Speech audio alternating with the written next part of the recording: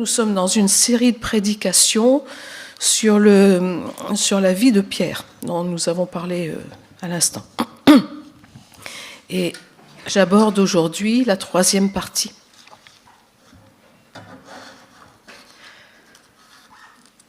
Je suis convaincue que vous attendez avec impatience la suite des aventures de Simon, appelé Pierre, le disciple de Jésus, un homme simple, pêcheur de profession, spontané, direct. Il dit tout haut ce que tout le monde pense tout bas. Et surtout, c'est un fan de Jésus. Depuis qu'il a fait sa connaissance, il est convaincu qu'il tient là un authentique prophète et peut-être bien même le Messie. Aussi, Pierre le suit partout. Il ne rate aucune de ses conférences. De nos jours, on trouverait des posters de Jésus sur tous les murs de sa chambre. Jésus, il l'aime. Il est devenu son plus fidèle disciple. Pierre est-il parfait ? Non. Et c'est même cela qui est intéressant. Il y a des ombres au tableau. Il fait des erreurs. Et ces erreurs nous enseignent également. Depuis que j'ai étudié la Bible, j'ai constaté que les auteurs bibliques évitent de dire du mal de quelqu'un, car ce serait de la calomnie, sauf si ces erreurs sont pédagogiques pour nous. Et c'est ce que nous allons étudier ensemble ce matin. Pour commencer, nous allons aller à la fin du livre de Jean, de l'évangile de Jean, lors d'une rencontre qui se passe après la résurrection de Jésus. Nous lisons l'évangile de Jean, chapitre 21, versets 15 à 17. Après le repas, Jésus s'adressa à Simon-Pierre. « Simon, fils de Jean, m'aimes-tu plus que ne le font ceux-ci » ?« Oui, Seigneur, répondit-il, tu connais mon amour pour toi. » Jésus lui dit, « Prends soin de mes agneaux. » Puis il lui demanda une deuxième fois, « Simon, fils de Jean, m'aimes-tu » ?« Oui, Seigneur, lui répondit Simon, tu connais mon amour pour moi. » Jésus lui dit, « Nourris mes brebis. » Jésus lui demanda une 3e fois, « Simon, fils de Jean, as-tu de l'amour pour moi ?» Pierre fut peiné, car c'était la 3e fois que Jésus lui demandait, « As-tu de l'amour pour moi ?» Il lui répondit, « Mais Seigneur, tu sais tout, tu sais que j'ai de l'amour pour toi. » Jésus lui dit, « Prends soin de mes brebis. » Alors ce récit se passe le jour où les disciples pêchaient et n'avaient rien pris, et un homme leur dit de jeter encore leur filet. Et ils font une nouvelle pêche miraculeuse. Là, les disciples reconnaissent que l'homme est Jésus, le ressuscité. Il les attend avec un barbecue de poissons et du pain. Et ils mangent ensemble.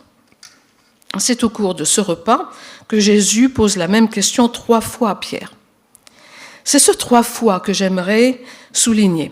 Et on reviendra sur le texte que j'ai lu plus tard. 3 fois. Quand Dieu dit quelque chose 3 fois, c'est toujours important. Ce 3 fois rappelle à Pierre qu'il a renié 3 fois Jésus. Ce 3 fois rappelle que Jésus l'avait prévenu de ce triple reniement. Et ce 3 fois renvoie à 3 dérapages. Nous allons voir les 3 fois où Pierre s'est trompé, les 3 fois où il a renié, et nous reviendrons à notre texte de départ avec les 3 questions.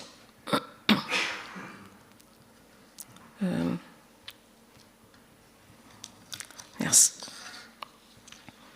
Pierre veut protéger Jésus 3 fois. J'ai dit tout à l'heure que Pierre était fan de Jésus.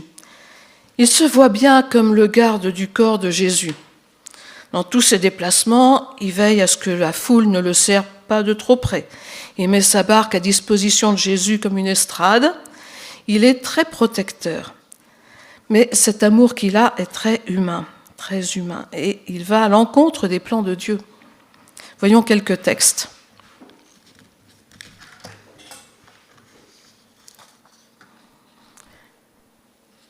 Nous allons lire L'évangile de Matthieu, chapitre 16, versets 21 à 23. À partir de ce moment, Jésus commença à exposer à ses disciples qu'ils devaient se rendre à Jérusalem, y subir de cruelles souffrances de la part des responsables du peuple, des chefs des prêtres et des spécialistes de la loi, être mis à mort et ressusciter le 3e jour. Alors écoutez bien. Alors Pierre le prit à part et se mit à lui faire des reproches. « Que Dieu t'en préserve, Seigneur, cela ne t'arrivera pas. » Mais Jésus, se retournant, lui dit, « Arrière, Satan, éloigne-toi de moi. Tu es pour moi un obstacle, car tes pensées ne sont pas celles de Dieu, ce sont des pensées toutes humaines. » Quand Jésus annonce qu'il sera arrêté et mis à mort, Pierre réagit au quart de tour, comme d'habitude. « Moi vivant, jamais. Je vais te protéger, Jésus. Tu ne seras pas arrêté. Tu peux compter sur moi. Je suis là. » On comprend bien qu'il n'est pas mal intentionné. Aussi, c'est la réponse de Jésus qui nous surprend. « Arrière de moi, Satan !» à son plus fidèle disciple. Enfin, voyons, on ne parle pas comme ça. Jésus traite Pierre de Satan. Incroyable. Incroyable. En fait, Jésus lui dit qu'il contrecarre les plans de Dieu. Il est écrit que Jésus doit mourir. C'est le plan. En s'y opposant, Pierre s'oppose au plan du salut. Si Jésus ne meurt pas, il n'y a pas d'expiation, il n'y a pas de pardon. Nous restons sous la colère de Dieu. Vous voulez empêcher ça ? Il existe une religion qui n'admet pas que Jésus soit vraiment mort. C'est exactement la même attitude que Pierre. Cette religion n'a pas compris la nécessité absolue du sacrifice de Jésus. Cette religion a des pensées toutes humaines. Passons maintenant à la deuxième erreur de Pierre. On va sauter une dizaine de chapitres et arriver à Matthieu 26, versets 31 à 34. Voilà. Jésus leur dit alors, « Cette nuit, ce qui m'arrivera vous ébranlera tous dans votre foi. En effet, il est écrit, je frapperai le berger et les brebis du troupeau seront dispersées. Néanmoins, quand je serai ressuscité, je vous précéderai en Galilée. » Pierre prit la parole et lui dit, « Même si tous les autres sont ébranlés à cause de ce qui arrivera, moi, je ne le serai pas. » Jésus reprit, « Vraiment, je te l'assure, cette nuit même, avant que le coq ait chanté, tu m'auras renié 3 fois. » Donc, cette discussion se passe dans le jardin de Gethsémanée après le repas de la Pâque. Jésus annonce à ses disciples qu'il va se passer un événement qui va les secouer dans leur foi. Et il cite une prophétie. C'est un petit peu énigmatique pour les disciples, mais l'orgueil reprend le dessus chez Pierre. Les autres peut-être seront ébranlés, mais pas moi, je suis fort, je tiendrai. Pierre est présomptueux, il compte sur ses propres forces. Et c'est là que Jésus le reprend. Vraiment, tu es sûr ? Moi, je sais que tu vas me renier 3 fois. La suite de ce moment-là continue dans le passage parallèle de Marc. Au verset 29, Pierre lui déclara, « Même si tous les autres étaient ébranlés, moi pas. » Jésus lui répond, « Vraiment, je te l'assure, aujourd'hui, oui, cette nuit même, avant que le coq ait chanté 2 fois, tu m'auras renié 3 fois. » Mais Pierre protesta avec véhémence, « Même s'il me fallait mourir avec toi, je ne te renierai pas. » Non seulement Pierre affirme qu'il ne sera pas ébranlé, mais aussi il renchérit en disant qu'il ne le reniera jamais, il est prêt à mourir pour Jésus. Que voyons-nous ici ? Que Pierre aime Jésus au point de mourir pour lui. Sur quoi se base-t-il ? Sur ses propres forces. Mais voilà qu'il présume de ses forces qui ne sont pas si fortes que ça. Toujours le même dialogue dans Luc, dans le passage parallèle chez Luc, qui se réfère à la même discussion. Alors on va chez Luc, voilà. Jésus a dit quelque chose d'intéressant. « Simon, Simon, fais attention. Satan vous a réclamé pour vous passer tous au crible, comme on secoue le blé pour le séparer de la balle. Mais moi j'ai prié pour toi, pour que la foi ne vienne pas à te manquer. Et toi, le jour où tu seras revenu à moi, fortifie tes frères. Seigneur, lui dit Simon, je suis prêt, s'il le faut, à aller en prison avec toi et même à mourir. Pierre reprit Jésus, je te l'assure, aujourd'hui même, avant que le coq chante, tu auras par 3 fois nié de me connaître. Que voyons-nous là au verset 33 ? Simon-Pierre affirme qu'il est prêt à aller en prison et même à mourir pour Jésus. Belle déclaration. Mais Jésus sait que Pierre ne tiendra pas. Il prie seulement pour qu'il garde la foi. Le risque est réel. Jésus sait que tout le monde va être secoué. Pierre va être vraiment ébranlé de voir son chef arrêté et mourir sur la croix. Il y a encore un autre dérapage à regarder. C'est lorsque Jésus est arrêté, donc peu de temps après. Cette fois, nous lisons dans Jean, chapitre 18, versets 10 à 11. Donc une petite troupe qui vient pour arrêter Jésus, avec plusieurs vigiles ou gardes du corps, enfin ce que vous voulez. Et Simon-Pierre, qui avait une épée, la dégaina, en donna un coup au serviteur du grand prêtre et lui coupa l'oreille droite. Ce serviteur s'appelait Malchus. Jésus dit à Pierre, « Remets ton épée au fourreau. Ne dois-je pas boire la coupe du jugement que le Père m'a destinée ?» Donc lorsque Jésus est arrêté, Pierre dégaine son épée et donne un coup, un peu au hasard. Il avait envie d'en découdre. Ce n'est pas du tout ce qu'il fallait faire. Et Jésus remet son oreille au serviteur. Je passe sur cette guérison-là, c'est pas ce qui nous importe. Les passages parallèles des 3 premiers évangiles ne donnent pas le nombre du disciple qui a fait ça, par pudeur pour Pierre. Ils disent un disciple.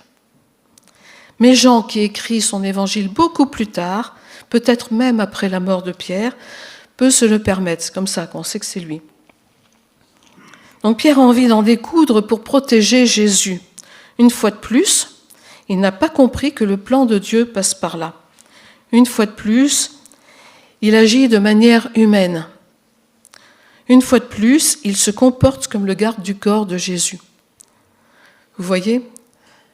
Là où il croit que Jésus exprime des craintes, un risque, il se trompe parce qu'en fait Jésus prophétise des choses qui vont vraiment arriver. Mais ça, il ne comprend pas sur le moment. Donc là, dans notre passage, il s'agit de l'utilisation des armes. Dans le passé, l'histoire d'Israël, on voit que ce peuple n'a pas hésité à utiliser les armes pour se défendre. Mais je pose la question. Est-ce que c'est à nous de défendre Dieu ou bien est-ce que c'est Dieu qui nous défend ? Qui protège qui ? Qui protège qui ? D'un côté, Jésus protège Pierre par la prière et aussi en le recadrant, pendant que dans sa tête, Pierre imagine qu'il va protéger Jésus. Vous voyez l'incongruité de penser que nous, on peut protéger Dieu ou le Fils de Dieu alors que c'est le contraire ? Continuons. Ce qui devait arriver arriva. Pierre renie Jésus 3 fois.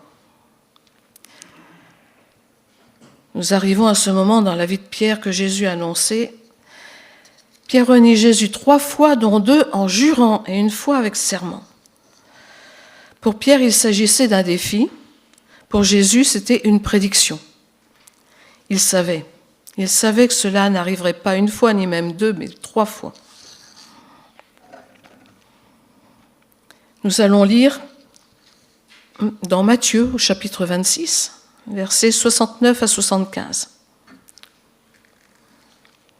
Pendant ce temps, Pierre était resté assis dehors, dans la cour intérieure. Une servante s'approcha de lui et dit « Toi aussi, tu étais avec Jésus, le Galiléen. » Mais Pierre le nia en disant devant tout le monde « Je ne vois pas ce que tu veux dire. » Comme il se dirigeait vers le porche pour sortir, une autre servante l'aperçut et dit à ceux qui étaient là « En voilà un qui était avec ce Jésus de Nazareth. » Il le nia de nouveau et il jura « Mais je ne connais pas cet homme. » Après un petit moment, ceux qui se tenaient dans la cour s'approchèrent de Pierre et lui dirent « C'est sûr, toi aussi, tu fais partie de ces gens, c'est évident, il suffit d'écouter ton accent. » Alors Pierre se mit à dire « Je le jure, et que je sois maudit, si ce n'est pas vrai, je ne connais pas cet homme. » Et aussitôt un coq chanta. Alors Pierre se souvint de ce que Jésus lui avait dit « Avant que le coq chante, tu m'auras renié 3 fois. » Il se glissa dehors et se mit à pleurer amèrement. Alors je suis vraiment désolée parce que je ne sais pas faire les accents, pas du tout. Sinon je vous aurais bien fait ça avec l'accent marseillais. Mais voilà, j'en suis incapable. 3 fois. Les choses se passent vite, trop vite. Pierre n'a pas le temps de réfléchir à ce qu'il dit, il réagit à l'instinct comme d'habitude. Et avant qu'il ait eu le temps de dire « Ouf, ça y est, c'est fait !» La prédiction s'est réalisée. La preuve, le coq a chanté. Dans les 3 reniements, il y a une progression. Une affirmation, puis il jure avec un serment. Le passage parallèle dans Luc 22, 61 précise ceci. Le Seigneur se retourna et posa son regard sur Pierre. Alors Pierre se souvint de ce que le Seigneur lui avait dit « Avant que le coq chante aujourd'hui, tu m'auras renié 3 fois. » Le regard de Jésus en dit long. Je te l'avais bien dit. Là, c'est la chute. Le gadin. Pierre s'est lamentablement ramassé. Il a honte et il pleure. Ce que moi j'interprète comme un signe de repentance. À ce moment-là, Pierre se déteste. Pierre est brisé, sa belle assurance a disparu. On n'entend plus parler de Pierre jusqu'à la résurrection, alors que Jean et les femmes étaient restées au pied de la croix. Ce sont elles qui ont manifesté de la foi. Elles ont été plus fortes que Pierre et les autres apôtres. Intéressant, n'est-ce pas ? Pierre, lui, reste sidéré. Il doit se cacher dans un petit coin. Et, 3e partie, Jésus rétablit Pierre 3 fois. Nous allons maintenant revenir à notre texte du début et examiner le rétablissement de Pierre dans ses fonctions. Vous pensez bien qu'après un tel reniement, Jésus ne peut pas passer sous silence ce dérapage. Il faut qu'il y ait des paroles qui soient dites. Non seulement pour Pierre, mais aussi pour tous les autres, qui sont au courant, bien sûr. Mais Jésus va opérer cette restauration finement, très très finement. Nous allons regarder les mots qui parlent d'amour et les mots qui parlent de ministère pastoral. Parlons d'amour. Vous avez certainement entendu dire que le grec a plusieurs mots pour parler d'amour. Le premier, le plus courant, est philia. C'est ce mot qu'on utilise pour dire qu'on aime le chocolat, qu'on aime aller au cinéma, qu'on aime son conjoint, ses parents, ses enfants ou ses copains. Philia est tous les mots de la même famille. En français, tous les mots qui se terminent par phile ou philie, cinéphile, germanophile, bédéphile, etc., expriment le fait d'aimer quelque chose. Le deuxième mot qui parle d'amour, c'est éros. On ne le voit pas beaucoup dans l'Évangile. Ça exprime tout ce qui touche à la sexualité, à l'érotisme. Et enfin, le troisième, c'est agapé. Vous le connaissez bien, celui-là. Les traducteurs de la Septante qui ont traduit la Bible de l'hébreu au grec ont choisi ce mot qui était très peu utilisé à l'époque, pour traduire les passages qui expriment l'amour de Dieu pour son peuple ou l'amour du peuple pour Dieu ou pour son prochain. Tu aimeras le Seigneur ton Dieu de toutes tes forces. Agapé. Tu aimeras ton prochain comme toi-même. Agapé. Il s'agit d'un amour fort, désintéressé, non sexualisé, mais spiritualisé, presque inatteignable. Dans notre texte, Jésus utilise 2 fois agapé. Donc, si vous voyez les couleurs, alors je ne sais pas si on voit bien les couleurs, là. C'est en vert, agapé, même tu. Mais Pierre un petit peu gêné, honteux de l'avoir renié, n'arrive pas à utiliser ce mot. Lui, il utilise philia dans ses réponses, en bleu, dans le texte. Cela donne un dialogue un peu comme ceci, parce que c'est un peu difficile à rendre en français. Pierre, m'aimes-tu comme on aime Dieu ? Et Jésus répond, Jésus, je t'aime bien, tu es mon ami, tu es mon pote. 2 fois de suite. Alors Jésus, la 3e fois, Pierre, m'aimes-tu comme ton ami ? Et Pierre, je t'aime comme un ami très cher.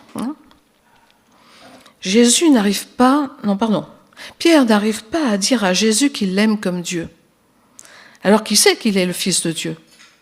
Mais Pierre a été brisé. Avant, peut-être, il aurait dit ça, mais là, il a été brisé. Il ne se sent plus capable de grandes déclarations comme avant. Et remarquez toute la douceur de Jésus dans ce dialogue. Il n'a pas du tout un ton accusateur. Pas du tout. Voyons maintenant les réponses de Jésus. Prends soin de mes agneaux, nourris mes brebis, prends soin de mes brebis. Bien sûr, il s'agit du ministère pastoral qui est confié à nouveau à Pierre, comme chef de l'Église. C'est un rôle de soignant, d'aidant. C'est un rôle de protection aussi contre les bêtes sauvages. C'est un rôle de conducteur.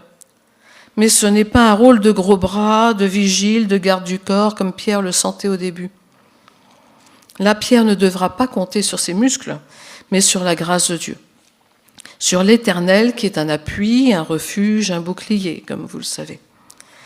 La délicatesse de Jésus ne rappelle pas la faute lourdement, mais fait grâce. Il dit à Pierre qu'il lui fait confiance pour être le leader du troupeau, et il le dit 3 fois. Alors qu'avons-nous appris ? Nous allons maintenant essayer de lier la gerbe. La force n'est pas dans nos propres forces. L'exemple de Pierre nous parle parce que nous aussi, nous avons pu croire à un moment ou à un autre que nous devions montrer nos muscles pour défendre Dieu. Nous comptions sur nos propres forces, notre détermination.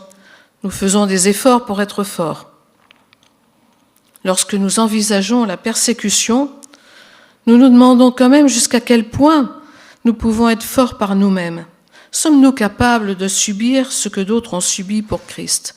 Et là, je suis contente de ce flash mission que nous avons eu ce matin, qui fait un écho énorme à ce que je vous dis là, dans la prédication. Je crois que Jésus a laissé Pierre se planter pour qu'il comprenne les limites de ses propres forces. Il a prié surtout pour que sa foi ne défaille pas. Vous avez vu l'Église qui priait après l'attaque qu'elle a subie, sa foi était là.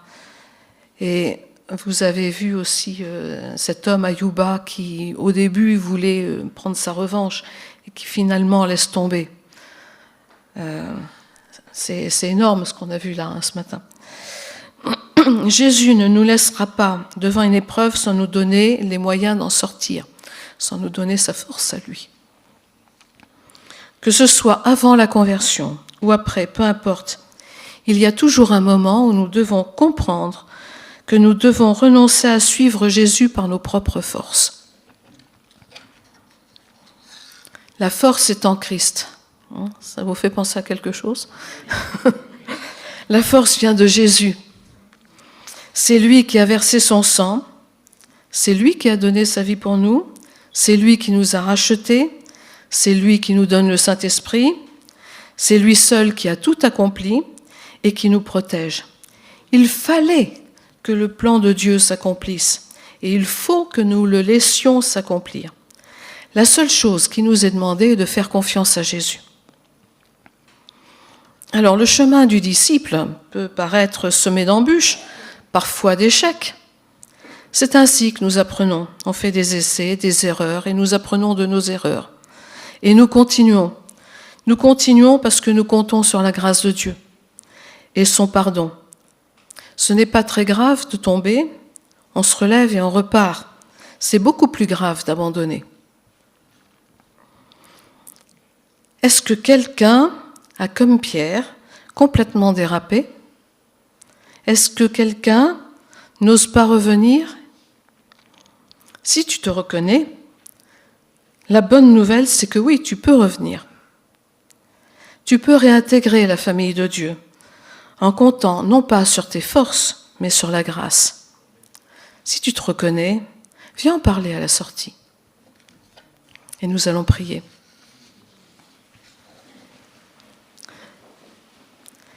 Seigneur, garde-nous de toute chute, et si nous chutons, fais-nous revenir. Là où ton peuple est particulièrement éprouvé, Seigneur, nous te prions que tu préserves sa foi. Nous voulons te faire confiance, car nous ne comptons pas sur nos forces, mais sur les tiennes pour nous protéger. Amen.